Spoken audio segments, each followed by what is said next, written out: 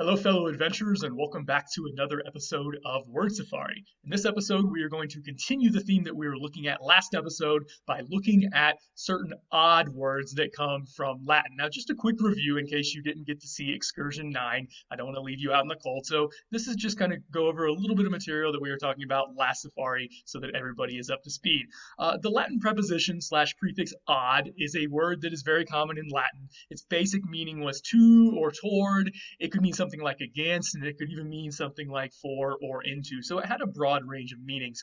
The reason that it's important for words that we have in English today is that we borrowed a lot of these words from Latin. So Latin would take odd and attach it onto verbs or occasionally onto other kinds of verbs as well. And then we borrowed all these words into English. And so we have these odd words all over the place in English. And in the last excursion, we looked at some of these odd words and saw how you can really understand them better by breaking them up and breaking the odd off of them and sort of understanding what each part of that word meant. Today, in this week's excursion, we're going to look at a whole nother set of words that are also odd words, but with a twist. They are going to undergo a particular linguistic phenomenon or process called assimilation. You may have heard of the word assimilation, even if you don't know anything about linguistics, because it's a pretty common word that we throw around in English. Essentially, assimilation is the process of something becoming more like something else. That's all it means for something to assimilate.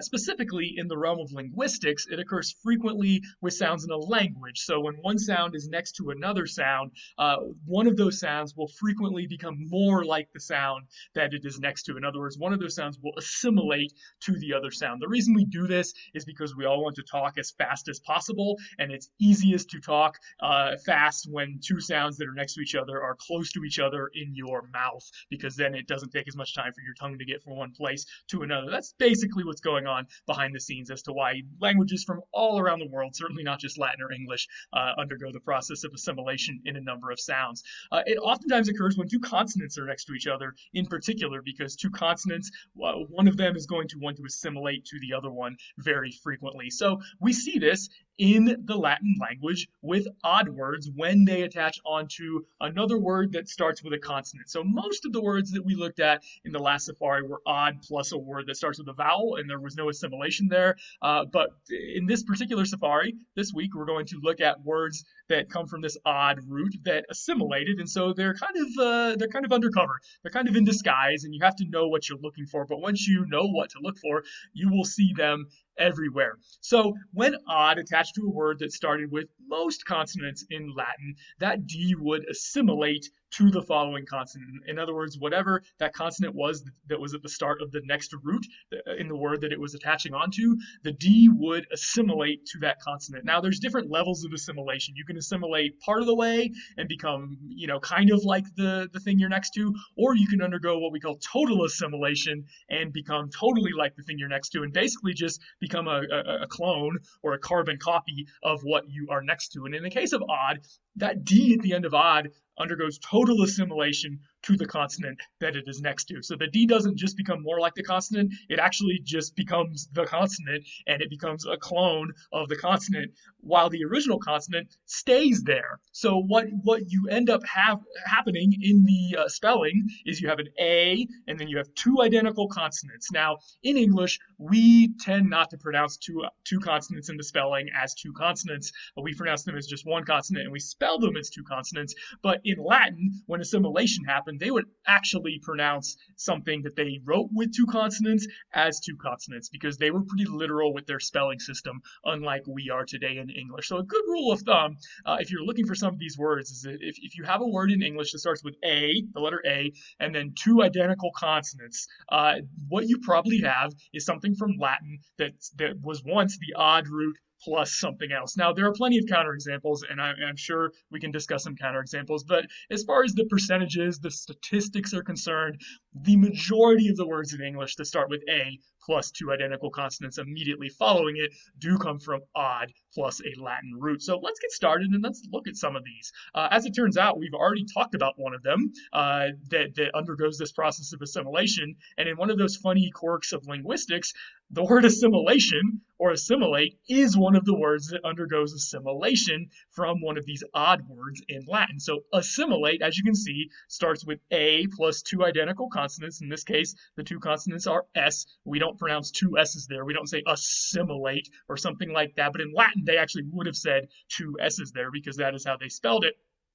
So if you break assimilate down, what does it come from? It comes from odd, and that's the A and the first S. The first S is the D that is totally assimilated to the second S. What is the second S? It's part of the next root. It's from this Latin root simul. They had an adjective similis that meant similar. Obviously, we get the word similar from this. They had a verb similo. The past participle was similatum, and this means to make similar. So this whole family of words in Latin has something to do with being similar or making something similar. So when you put these together, what do you get? When you make something similar to something else, you assimilate it to it, and that's why the word assimilate means making something similar to something else. So you can see that I've graphically written it out there on your screen, that you can see odd similate becoming assimilate with two S's, because that D undergoes total assimilation to the S that is at the start of the similate part of the root. So this is pretty cool, right? Once you see this, you can see this all over the place in English words that we use every day. So for the rest of this safari, I just grabbed a handful. Kind of like the last safari, there were way more words than I could fit in one safari without making it like 2 hours or something. So there really are so many words that come from odd, but with an assimilated D. And so again, once you know to look for them, you're going to see them everywhere. But let's dive in and let's look at some other ones. What I've done is I've chosen one or two from each letter that gets assimilated. In other words, the letter that's starting the next root, so that you can see all the different consonants that this happens with.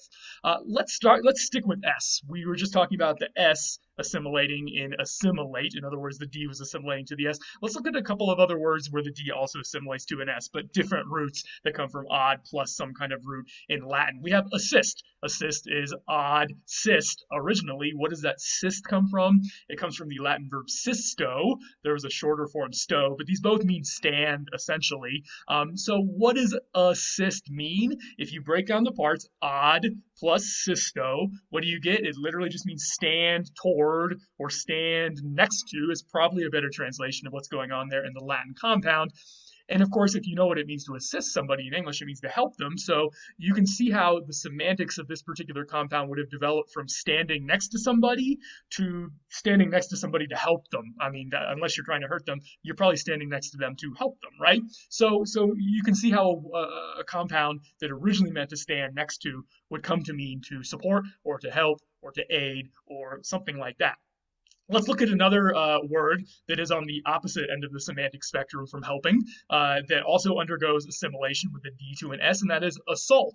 Assault is from odd salt. What does this salt come from? It comes from the Latin verb salio. The past participle was salitum. And then if you're wondering why the spelling is a little bit different in our English word, it's because French changed the vowel a little bit to that AU thing. Don't worry about that. It's definitely from this Latin root salio salitum, which originally meant to jump or to leap. So what are you doing when you are odd salting somebody, which is what it would have originally been? You're jumping at them, you're leaping at them, onto them maybe. Again, in this case, if you're jumping at or leaping at somebody, maybe you're just trying to hug them because you're jubilant, but usually there might be some kind of hostile intent there. So you can see how a word that means assault, like with hostile intent, comes from a Latin compound that means to jump at somebody or to leap at them. Okay, let's go back to closer to the beginning of the alphabet and look at a B word. In other words, a word that starts with B, where the odd attached onto the front and the D assimilated to a B. So we get a word that starts with A, B, B, like abbreviate. Abbreviate just comes from odd plus this Latin root brevio. The adjective is brevis, which means short. Yes, we get our adjective brief from this Latin root as well, so that can help you remember the brief brevio connection there. The past participle was breviatum, which is where we get the breviate part of abbreviate from. So the adjective meant short, the verb means to shorten, to make short, essentially. So what are you doing when you are abbreviating something? The idea is that you are applying shortness to. The to is the odd there that's kind of hiding out there as an ob. You're applying shortness to something. In other words, you're making something shorter. When you abbreviate something, you're just shortening it up, right? And so you can see how that odd is really working there to show the semantic work that particular little particle, which is hiding out there on the front of the word, is actually doing. Let's go on to the letter C and look at a couple of C words where the D is assimilated to a C and we get a word that starts with ACC. How about accept? Accept is a really common word we use all the time in English. It comes from odd plus the verb capio in Latin. The verb capio, past participle is captum or keptum sometimes in compounds. It just meant to take. We do get the word capture from this. Again, that can help you remember it, but it doesn't necessarily mean to capture. When you capture something, you take it. The original meaning was a little less violent. It was just to take. You take something. So what are you doing when you are odd kepting something? You are taking something to or for yourself, which makes sense because when you accept something from somebody, you're taking it to or for yourself. This can help you remember the difference between words like accept with an AC and accept with an EX. I think there's probably going to have to be a whole other Safari just on the capio root, so I'll save that till then. But once you know what the Latin roots mean and you can break them down, you'll never mix these words up again because you'll know exactly what each of these things comes from in Latin. Okay, another C word is accident, which comes from odd plus kid plus ent. Again, odd is two. Cado, the verb cado, which shows up as kid with an I vowel in compounds, means to fall. And then the ent part is the participle ending in Latin. ing is all that means. So when you put all these together, what an accident is it's something falling at, that's the odd part, or onto somebody, maybe you, right? So a lot of languages use the verb fall as a metaphor to mean something that occurs, something that happens. It seems like it falls at you, it falls on you, just like if anything fell on you, you probably wouldn't see it coming. That's the idea behind using the word fall for an idea like accident. In English, our native English cognate is befall, where we use our native English word fall to sort of show the same idea as far as events falling onto you, or as we say, befalling you, where we've actually put another morpheme there on the front of that verb befall to make an idea of something happening to you. Latin uses odd fall means falling onto you. Of course, we have words like incident, which is from the same root except they put a different prefix on it. Incident means something falling into you or at you, but it's very similar. Incident and accident are not that different from an etymological perspective. Okay, let's keep going down the alphabet and go to the letter F. We have the word affect, and people always mix up effect with an E and affect with an A. Effect with an E is actually from X, and affect with an A is from odd, and so this will help you keep those two separate as well. But this is also probably going to be another Safari down the road, so I won't say too much about it here. So when you affect something, what are you doing? Well, facio is the second part of that word, and facio is a word in Latin that means to do or to make or something like that. The participle is factum or fectum in compounds, and that's where the T there comes from at the end of affect. So as a verb, when you affect something, what does it mean? It literally means you're doing something to something else. The do is the fect, the to is the off, which is again odd in hiding. And so when you affect something, that's all it means. You're doing something to something else, right? As a noun, if you have an affect or something like that, it means you're doing something to yourself or something, or whatever it is that you are affecting. And of course, I simplified it here, but these could both be verbs and these could both be nouns as well. What about our noun affection, which obviously comes from this with the shun ending? Why do we call it affection? When you feel affection for somebody, that's when something or somebody does something to you as far as your heart, as far as your emotions. When you feel affection, it's a feeling. It's something that you feel in your emotions or your heart, and somebody is doing something to you. They're affecting you, right? And that's why we call it affection. Let's move on to another word, this one beginning with a G in the Latin root, that is aggressive, which of course comes from aggressive. Where does the gress part come from? It comes from the Latin word gradior. The past participle is gressum, and so that's where the gress comes from. What does this word mean in Latin? It means to go or to move, so you can already tell that if you put these two parts together, ad plus gradior, you get some kind of motion toward. That's essentially what this means. And then the ewum part, the iv adjective ending we have, just means character. characterized by, as we've seen before in a previous safari. So when you put all of those parts together, what does it mean to be aggressive? It means something is characterized by moving towards something else. And here the subtext is not just moving towards something else willy-nilly and, not really caring what they're doing, but moving towards something else with hostile intent. This is coming from the state of nature where many animals, when they're moving toward an animal or something else, want to eat it or attack it. And so that's the idea behind aggressive. If you are moving towards something with hostile intent, you are by definition aggressive. How about another G word, aggravate? If we break this down, the ag is of course odd, and then we have the Latin root gravis, which means heavy. They made a verb from that, ad gravo, and the past participle was ad gravatum, which is where we get that T from. Of course, we have words like gravity from this. Gravity literally just means heaviness. That's all that means. So what does it mean to aggravate something or somebody? Literally, it means to apply heaviness to something or somebody. And then metaphorically, what is heaviness? It's not necessarily a good thing, so it means you're making something more serious or more unpleasant, or you're making someone less happy when you aggravate them. And so you can see how the odd is being used there to show that you are putting grav, in other words, heaviness, onto somebody else, maybe emotional heaviness, if you are aggravating them. If we move on to the letter L, we're actually going to see the opposite here, which is alleviate, which comes from adleviate. The opposite of gravis in Latin was levis. Levis means light. We have words like levity that come from this, of course. So we have various cognates. So if aggravate is to apply heaviness to somebody or something, alleviate is the opposite. It's to apply lightness to somebody or something. So if you alleviate pain, you're making it lighter or more pleasant or better or something like that. That's the meaning of alleviate. Another L word is ally. Lie, L-Y, is not a Latin root. This comes through French, and French changed this root up a little bit. It comes from the Latin verb ligo, and ligo just meant to bind or to tie together or something like that. So you'll just have to take my word that L-Y comes from ligo through French. What kind of person is an ally? Why do we call somebody an ally? It's somebody who is bound or tied to you for whatever reason, strategic or moral or whatever. They are your ally. And of course, you're hopefully their ally as well. So when you are bound to somebody, they are also bound to you. It goes both ways, right? The binding is on both ends of that spectrum. How about another word? Interestingly, we get another word from French as well that comes from this same compound of odd plus ligo, and that is alloy. You can see it's not very different. It's only one letter different. If you know anything about metals or substances, an alloy is when two different kinds of metals or substances are combined. So literally the idea is that they are bound together in an alloy.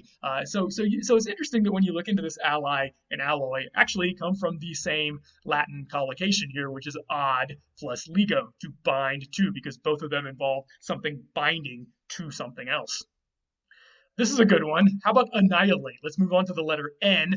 Annihilate comes from odd, nihilate. What is nihil, or as they said in Latin, nihil, and sometimes they contracted it to nihil. What does that mean? It means nothing. It is the word nothing.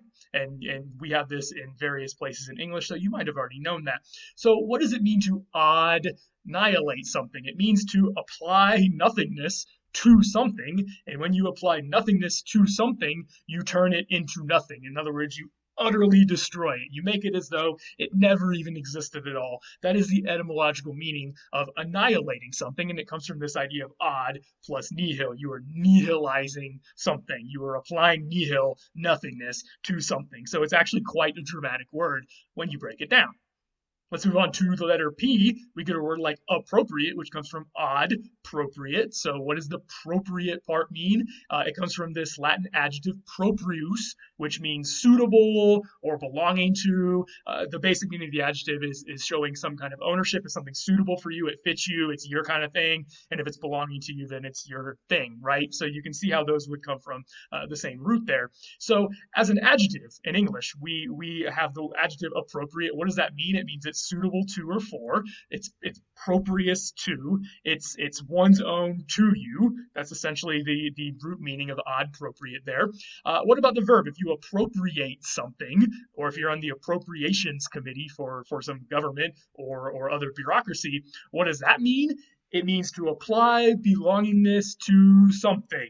In other words, when you cut through the mumbo jumbo there, what that means is you make it your own. If you're appropriating something, you're saying, that's mine, thank you, I'm going to take it and use it as my own thing. That's basically what it means to appropriate something. So you can see the connection between the adjective appropriate and the verb appropriate, and they all go back to this Latin compound odd plus the word proprius. So pretty cool when you look at it. Let's go on to the letter R. You have a word like arrest, which comes from odd rest, but this one's a little bit more complicated, so we're going to have to break it down into three parts. Stow, we referenced this verb earlier with sisto, which is a form of stow. Stow means to stand in one place, and hence to stay, so those are all kind of inherent in the meaning of the Latin verb stow. Re is a prefix that you can put onto stow that means back. So the verb resto means to stand back or to stay back or just to be at rest. And yes, we do get our English word rest from resto. So that can help you remember re and stow together. So they already had this verb resto, which already had a prefix on it. And then the Romans put another prefix on it, which is odd. And of course, the D assimilated to the R, which is why we get two R's there. So what does it mean to odd resto somebody? It means to apply rest to somebody. In other words, to make somebody stop.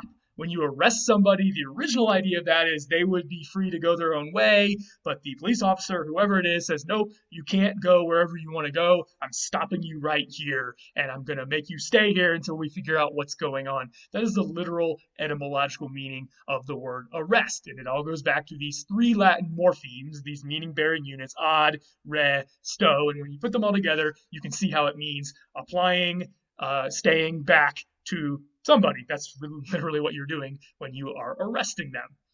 Let's move on to T. We already talked about S compound, so let's end this with the letter T. A good one that we use all the time is attract. Attract is from odd, tract, the D assimilated to a T. So again, what does this tract thing mean? It comes from the Latin verb traho, and the past participle was tractum, which is actually what we're using here in attract. What this verb traho or tractum meant was to draw, not draw as in like to draw a picture, but to draw something to yourself. And it could also mean drag, because when you're drawing something to yourself, you may be dragging it depending on whether it's helping you or not, right? So literally, when you attract, you are drawing something or someone to yourself. And that's all that word actually means. And if you're wondering, yes, we actually get the word tractor, the farm implement, from the tract root as well, because a tractor, etymologically at least, is something that drags something behind it. That's the idea of what a tractor does. Okay, we have looked at a bunch of roots here. I hope that if you had not seen this before, your mind is a little bit blown and you can see the roots of your language really shining through as you kind of come to understand some of these etymologies. Let me know if you have any other words that you're really excited about, that you're thinking about and seeing for the first time as you run through words in your head and see if you can figure out more assimilated odd words. Like I said, I left a lot out. I mean, there's probably literally hundreds of words in English that we could put into this particular category, especially when you consider all the different nouns and verbs that can be made from some of these words. So I'd love to see what your favorite words are, especially if we didn't talk about them here. Feel free to comment below, and I will see you next time.